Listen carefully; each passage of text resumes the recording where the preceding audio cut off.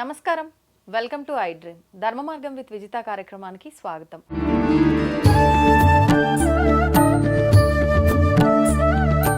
ప్రస్తుతం మనతో పాటు ఉన్నారు ప్రముఖ ఆధ్యాత్మికవేత్త ప్రొఫెసర్ సత్యనారాయణ మూర్తి గారు. ఇప్పుడు వారితో మాట్లాడి మరిన్ని విషయాలు తెలుసుకుందాం. నమస్కారం అండి. నమస్కారం అమ్మా విజిత. మహాభారతంలో విదురుడు ధృతరాష్ట్రుడికి చెప్పిన కొన్ని నీతి వాక్యాలు ఉన్నాయని చెప్పి విన్నాము. ప్రస్తుతం ఉన్న ఈ ఆధునిక యుగంలో యువతకి ఆ నీతి వాక్యాలు ఉపయోగపడతాయా? ఉపయోగపడితే ఏ రకంగా ఉపయోగపడతాయో తెలియజేయండి. డెఫినెట్గా అమ్మ. విదురుల వారు అంటే విజనరీ లీడర్, మహాజ్ఞాని, వైజ్ మ్యాన్. ఆయన ధృతరాష్ట్రుడికి పాండు మహారాజుకి తమ్ముడు. సాక్షాత్తు యముడి యొక్క అవతారం. యముడు నిర్దాక్షిణ్యంగా అందరినీ శిక్షలు వేసేస్తుంటే, కఠినంగా శిక్షలు వేసేస్తుంటే ఒక ఋషి ఏం చేస్తాడంటే, నువ్వు భూలోకంలో శూద్రకులంలో జన్మించు పో అంటాడు. ఆయన విదురుడిగా పుట్టాడు అని అంటారు. రెండవ అవతారం యముడిది ధర్మరాజు. సాక్షాత్తు ధర్మరాజే యముడిగా పుట్టారు. అందువల్ల వీళ్ళిద్దరు కూడా ధర్మమూర్తులు. ఇకపోతే ఈ యొక్క ధృతరాష్ట్రుడి దగ్గర మనకి సంజయుడు అని ఉంటాడు. వీళ్ళిద్దరు మినిస్టర్స్ అనమాట ఈ కౌరవ సామ్రాజ్యానికి, హస్తినాపురానికి. ఆయనకేమో డివైన్ విజన్ ఉంది, దివ్య దృష్టి. ఎక్కడ ఏం జరుగుతుందో నేరేట్ చేస్తాడు. ఈయన విదురుల వారికి డివైన్ దృష్టి లేదు, కానీ దూరదృష్టి ఉంది. అందువలన ధర్మానికి, న్యాయానికి, జస్టిస్ అండ్ న్యాయము, ధర్మము, వీరికి రైటియస్నెస్కి ఎక్కువ ప్రాధాన్యత ఇస్తాడు ఈయన విదురుల వారు. అందువలన ఆయన ఎంత అద్భుతమైన విషయాలు యూత్కి చెప్తాడంటే, ఇప్పుడు ధర్మో రక్షిత రక్షిత అని బోర్డు పెడతారు కదా తిరుపతిలో, కానీ ఒకడు పాటించడు. ధర్మం అంటే ఏంటో అని అంటారు. అంటే నువ్వు చేయాల్సింది నువ్వు చేయడమే, అదే ధర్మం. నువ్వు నీ బాధ్యతలు, నువ్వు కూతురువి, నువ్వు కూతురుగా నువ్వు తల్లిదండ్రులకు నువ్వేం చేయాలి, యూ డిశ్చార్జ్ యువర్ డ్యూటీస్. అంతేగాని స్పెషల్గా ధర్మాలు ఇవన్నీ ఏమి దానాలు ఇవ్వాలేమో, లేకపోతే త్యాగాలు చేయాలేమో, సాక్రిఫైజులు చేయాలేమో అనుకుంటారు జనం. ధర్మం అంటే ఎవరు చేయాల్సిన పని వాళ్ళు చేయడమే ధర్మం. కొడుకు ధర్మం ఏంటి? వార్ధక్యంలో ఉన్నటువంటి తల్లిదండ్రులను చూడడం. అది విదురుల వారు చెప్పారు. ఏమని చెప్పారంటే, ఎవరైతే నీ తల్లిదండ్రులు వృద్ధ జనులు ఉంటారో నీ వంశములో, కేవలం తల్లిదండ్రులనే చెప్పాలి ఆయన, నీ కులములో నీ స్వజనులని దుర్మార్గులైనా సరే వాళ్ళని దరి చేర్చుకోమన్నాడు. అంతేగాని వాళ్ళని, నువ్వు ధృతరాష్ట్ర మహారాజా, నువ్వు ధర్మాత్ములైనటువంటి నీ తమ్ముడు కొడుకులను వదిలేస్తున్నావు. వాళ్ళు ఎవరనుకుంటున్నావు? పాండవులు. కౌరవులు అనేటటువంటి వాళ్ళు ఒక అరణ్యం అయితే, అందులో ఉన్నటువంటి వ్యాఘ్రాలు, సింహాలు, పులులు పాండవులు. చాలామంది కోర్టు కేసులకు వెళ్ళిపోతున్నారు. ఎవరు వెళ్తారంటే అన్నదమ్ముల పిల్లలు వెళ్తారు, దాయాదులు. ఎందువలన? ఆస్తుల కోసం. అది వద్దని చెప్తాడు ఆయన. ఈ కౌరవులకు కూడా అదే జరిగింది. పాండవులు వాళ్ళ పెద్దమ్మ పెదనాన్న చిన్నాన్న పిల్లలు కదా, మా కోర్టుల్లో నాకు ఎక్కువ ఇచ్చావు, నా పిల్లలకి నీకు తక్కువ ఇచ్చావు అని చెప్పి వీళ్ళు కొట్టుకుంటారు. అది క్లియర్గా ఏం చెప్పాడంటే, జ్ఞాతి సోదరులు కొట్టుకోకూడదు. పెద్దమ్మ పెదనాన్న పిల్లలు, అన్నదమ్ముల పిల్లలు, దాయాదులు, వాళ్ళు కొట్టుకోకూడదు. చక్కగా వాళ్ళని దగ్గర చేర్చుకో నువ్వు పాండవుల్ని. నీకు ఇంకా ఫోర్స్ పెరుగుతుంది. నీకు అందరూ కూడా కలిసి ఉంటే నీకు ఇంకొక రాజు ఎవరైనా నీ పైన ఈ సామ్రాజ్యం మీద కన్నువేయగలుగుతాడా? ఎవరు వేయలేరు. అది చెప్పాడు ఆయన. అంటే ఇక్కడ ఆధునిక సమాజ యువతకి మనం చేయాల్సింది ఏంటంటే, చిన్న చిన్న ఆస్తుల కోసం కక్కుర్తి పడకుండా అన్నదమ్ముల పిల్లలంతా కూడా చక్కగా కలిసి బతకాలి. సెల్ఫిష్నెస్ ఉండకూడదు. నెక్స్ట్ 2, తల్లిదండ్రులను ఓల్డ్ ఏజ్ హోమ్లో జరిపిస్తున్నారు వీళ్ళు. పోనీ లేనోడు లేక తల్లిదండ్రులకు తిండి పెట్టట్లేదంటే ఒక అర్థం ఉంది. ఉన్నవాడు వెల్టుడు సాఫ్ట్వేర్ ఇంజనీర్లు అని చెప్పుకుంటారు, మేము డాక్టర్స్ అని చెప్పుకుంటారు, ఎన్ఆర్ఐస్ అని చెప్పుకుంటారు ఫారెన్లో ఉండి. మరి అటువంటి వాళ్ళు ఇక్కడ తల్లిదండ్రులని ఇక్కడ ఓల్డ్ ఏజ్ హోమ్లో పెడుతున్నారు. మొన్నే నాకు ఒక అంకులు పాపం నాకు జాలేసింది. ఇక్కడ ఉన్నటువంటి వాడు, నేను మా ఆంటీ ఇద్దరం కలిసి వెళ్ళిపోతున్నాము అంటే, ఎక్కడికి అంకుల్ అన్న? రాజస్థాన్. ఎందుకు? Old age home. Bond, indemnity bond రాయమంటున్నాడు. ఐడెంటిటీ బాండ్ అని ఉంటుంది. అది రాసి టైప్ చేసి ఆ ఓల్డ్ ఏజ్ హోమ్ వాళ్ళు మాదే బాధ్యత అని. ఈయన స్ట్రాంగ్గానే ఉన్నాడు, రిటైర్ అయ్యి 20 years. ఏంటి అంకుల్ ఎందుకు ఎలా వెళ్ళిపోతున్నారు ఇద్దరు అంటే, ఏం చేస్తాం ఆయన, మా పిల్లలు ఫారెన్లో ఉన్నారు అన్నాడు. అంటే ఎంత అమానుషం ఇది! ఒక తల్లిదండ్రులు చిన్నప్పుడు పిల్లలని అందరినీ కూడా, 9 పిల్లలు ఉంటే 9ని డివైడ్ చేయకుండా, ఒకళ్ళ ఇంట్లో ఇంకొకళ్ళని అలా పెట్టకుండా, పేదరికంలో ఉన్న గంజి తాగైనా ఒకే ఇంట్లో యునైట్గా ఉంచారు. కానీ ఈ బుద్ధి లేనటువంటి జనం ఇప్పుడు వెల్ టు డూ పీపుల్ ఎలా తయారయ్యారంటే, తల్లినేమో అన్న దగ్గర 3 months, తండ్రినేమో చిన్నోడు చూడాలి, తల్లిదండ్రులని ఇద్దరిని డివైడ్ చేస్తున్నారు. ఇది మహాపాపం ఇది. ఒకే చోట తర్వాత ఆ తల్లి 3 months అయిపోయిన తర్వాత రొటేషన్లో మళ్ళీ ఇంకో కొత్త ప్రాబ్లమ్స్ వచ్చినాయి బై ప్రొడక్ట్స్ లాగా.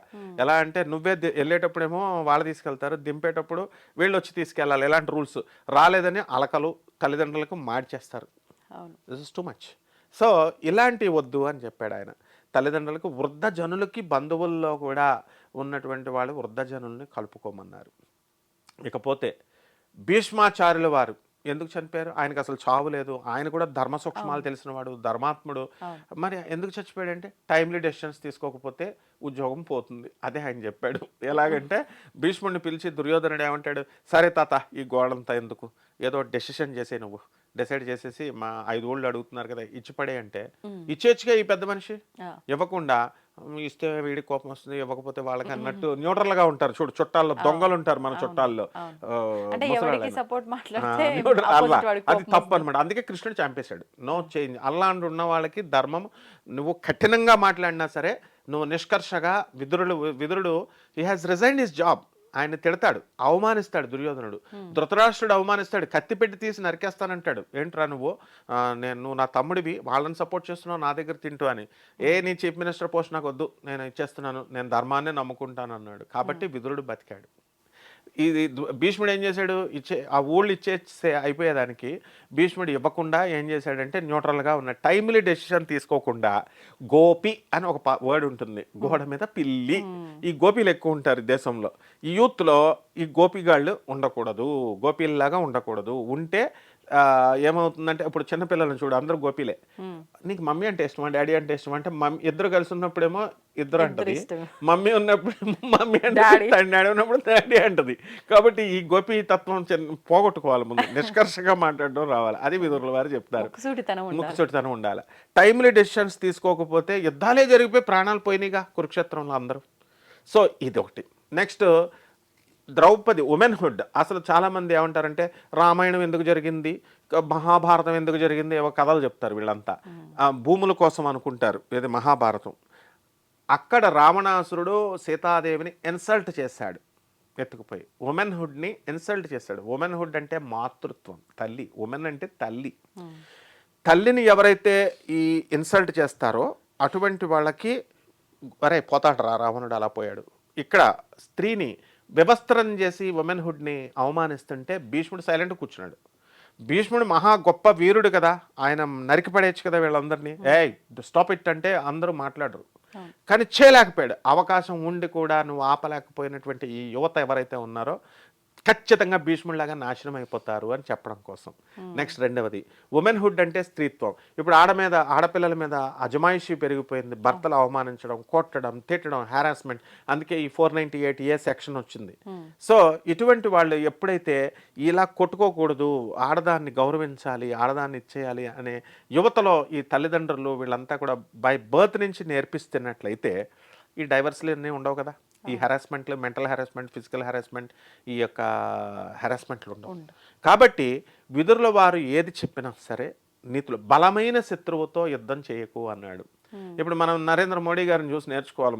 మనం యస్ పాకిస్తాన్ నిన్ను లేపేస్తా అంటాడు అనేసి టపటపటపడ 4 వేసేస్తాడు, బట్ యుద్ధం చేయడు ఆయన. ఎందుకని? Is a genius, is a Gujarat man. తోలు తీస్తాడు అంతే. అమెరికన్ వచ్చిందనుకోండి, అమెరికా వచ్చిందనుకో, ఒకరోజు కాదు, ఇది 4 సంవత్సరాలు కొట్టుకోవాలి. బ్రహ్మం గారు చెప్పారు 4.5 సంవత్సరాలు యుద్ధం జరుగుద్దట. థర్డ్ వరల్డ్ వార్ 7.5 years జరుగుద్దట యుద్ధం అంటే ఇప్పుడు యుక్రెయిన్ రష్యా ఎప్పటి నుంచి జరుగుతుంది, మన చిన్నప్పటి నుంచి జరుగుతుంది. అది 2 సంవత్సరాల నుంచి వేసుకుంటానే ఉంటారు. అంటే 2 years నుంచి అని, 2 years నుంచి 3 years నుంచి జరుగుతుందని, అంటే పురాణ కాలం నుంచి అన్నట్టు అనమాట. నువ్వు లేటెస్ట్ అమ్మా, నువ్వు latest and your beautiful anchor and wise and smart Vidur టైప్లో నువ్వు. కాబట్టి అంటే నేను అనేది 3 సంవత్సరాల నుంచి చూస్తున్నాం కదా మనం, యుద్ధం అనేది అలా జరుగుతూ ఉంటుంది అనమాట. కాబట్టి పాకిస్తాన్ యుద్ధంలో మన పెహల్గాం యుద్ధంలో ఎంత జరిగింది, 20,000 కోట్లు లాస్ అయ్యాం మనం. ఎవరు లబ్ధి పొందారు? టర్కీ వాడు, పాకిస్తాన్ వాడు, తర్వాత వీడెవడాడు అమెరికా వాడు, చైనా వాడు. వీడు పాకిస్తాన్కి ఆయుధాలు ఇచ్చాడు. అవి టెస్ట్ చేసుకోవడానికి పనికొచ్చినాయి వాళ్ళకి, ప్రాక్టికల్స్ మన మీద వేశారు. కాబట్టి థర్డ్ పర్సన్కి ఛాన్స్ ఇవ్వద్దు అంటాడు విదురుడు. ఎప్పుడు కూడా మంచి సలహాలు చెప్పేవాళ్ళు, వాళ్ళు కఠినాత్మకులైనా సరే, జ్ఞాన వృద్ధులు, వయోవృద్ధులు, ఇటువంటి వాళ్ళందరికీ కూడా ఏమన్నాడు ఆయన, అండ కింద ఉండండి, అండ కింద ఉండి వాళ్ళకి వాళ్ళ సలహాలు తీసుకోండి. అండ్ విదురుల వారి సలహా వినలేదు కాబట్టి పోయారు.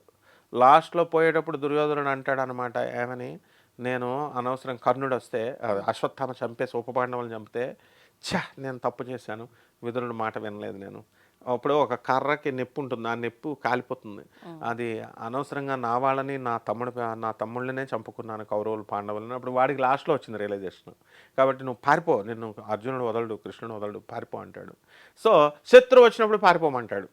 సో ఈ విధంగా మోడీ గారు ఎలాగైతే అంచనాలు వేసుకుంటారు, మన వాళ్ళు జనాలకేముంది, యుద్ధం చేసి అలా కాంగ్రెస్ పార్టీ వాళ్ళు ఏమంటున్నారు, ఇందిరా గాంధీ ఐరన్ లేడీ, అప్పట్లో అమెరికా ప్రెషర్ ఇచ్చినా సరే యుద్ధాలు చేసేసారు, మొత్తం తోలు తీసేశారు ఎమర్జెన్సీ టైంలో, పాకిస్తాన్లో ఓడించేసామంటారు.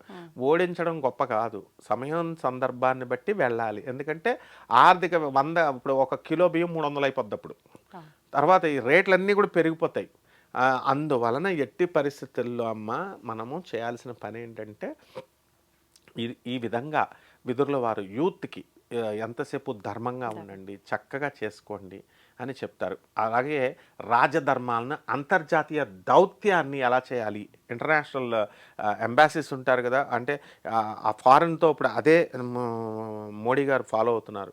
మోడీ గారు ఎంతసేపు కూడా నవ్య మానవతా విద్యా విధానము, గురుకుల శిక్షణ, న్యూ హ్యూమనిస్టిక్ ఎడ్యుకేషన్ అనేటటువంటిది ప్రభాత్ రంజన్ సర్కార్ గారు ఇచ్చింది, కలకత్తా బేస్డ్ సైంటిస్ట్ ఇచ్చినటువంటిది, ఎడ్యుకేషనిస్ట్ ఇచ్చింది, ఈయన పాటించి ఇప్పుడు కంపల్సరీ ఎడ్యుకేషన్ సిస్టంలో ఆయనది పెట్టారు. ఎలా అయితే పెట్టారో అంతర్జాతీయ దౌత్యము, రాజధర్మాలు, ఇవన్నీ విదురుల వారు చెప్పిందంతా మోడీ గారు ఫాలో అవుతున్నారు. అందుకే మనకి ఇంటర్నేషనల్ యోగా డే అని, తర్వాత ఈ చాణక్య నీతిని, ఇవన్నీ ఫాలో అవుతున్నారు, కౌటిల్య డే అర్థశాస్త్రాన్ని. ఆ విధంగా అద్భుతంగా మనం అందరం కూడా ప్రతి ప్రజలు కూడా విదురులని వారి నీతి కనుక చదివితే ఏముండవంటే, తల్లిదండ్రులని ఓల్డేజ్ హోమ్స్కి పంపడం ఉండదు, చిన్నపిల్లల్ని ఆడపిల్ల పుట్టిందని చెప్పి భ్రూణ హత్యలు చేసేస్తారు, అబార్షన్స్, ఆడపిల్ల 2 అయ్యారు మళ్ళీ 3 అని ఈ ఆగిపోతాయి. నెక్స్ట్ 4 భార్యాభర్తల మధ్య కొట్లాటలు, అమ్మాయిల పట్ల జాలి, దయ, కంపాషన్ మగవాళ్ళు ఉండడము, అరే పాపం బలహీనరాలు ఉండని, కర్మ కడుక్కుందాం, ఈ జన్మకి ఇలా అయిపోయిందిలే అని ఆ యొక్క పేషెన్స్ అనేది వస్తుంది, డైవర్సిటీ రేట్ తగ్గుతుంది. సో జాబ్స్లో ఇప్పుడు లే ఆఫ్ 70,000 మందిని తీసి అవతల పడేసాడు సాఫ్ట్వేర్ కంపెనీస్, ఈ లే ఆఫ్లు తగ్గుతాయి. అంటే ఎంతసేపు కూడా చూపించుకోవాలి, exhibition, I want to become a software engineer, ఇది అది అని. అక్కడ ఉన్న పాటలు తెలియదు. ఇప్పుడు చాలామంది NRI I want to go to US అంటున్నారు. అక్కడికి వెళ్ళే ఎన్ని కష్టాలు పాపం వాళ్ళు పడుతున్నారు. ఆ విధంగా ఈ యొక్క ఏమంటాడంటే స్వదేశాన్ని వదలొద్దు అంటాడు ఆయన, పరధర్మాన్ని వదలొద్దు. ఈ క్యాస్ట్లన్నీ కూడా మారిపోయి ఇప్పుడు రిలీజియన్సే మారిపోతున్నారు కదా, అట్లాంటివన్నీ కూడా స్వధర్మంలో ఉండు, స్వమతంలో ఉండు, నీ తల్లిదండ్రులను చూసుకో. మన జీవితంలో చుట్టూ జరిగేటటువంటి దాన్ని మోడర్నిటీని సంతరింపజేసుకొని సోఫిస్టికేటెడ్గా బతకమని చెప్పారమ్మా విదురుల వారు. ఇది కనుక యూత్ పాటిస్తే ఏ కష్టాలు. ధన్యవాదాలు. తవ్వండి, తవ్వుతున్న శివలింగం సరే దాన్ని అట్లా కప్పేసేయండి, చూపించదండి. కృష్ణ ఇస్ దేర్, మూర్తి పూజ కాదు, సాక్షాత్ బ్రజేంద్ర నందన భగవాన్ ఉన్నారు మూర్తిలో. ఏమీ ఆశించకుండా ఆరాధించే వాళ్ళు కూడా ఉన్నారా ప్రభుజీ? నిజమైన భక్తి అంటే మనకు తెలియదు కాబట్టి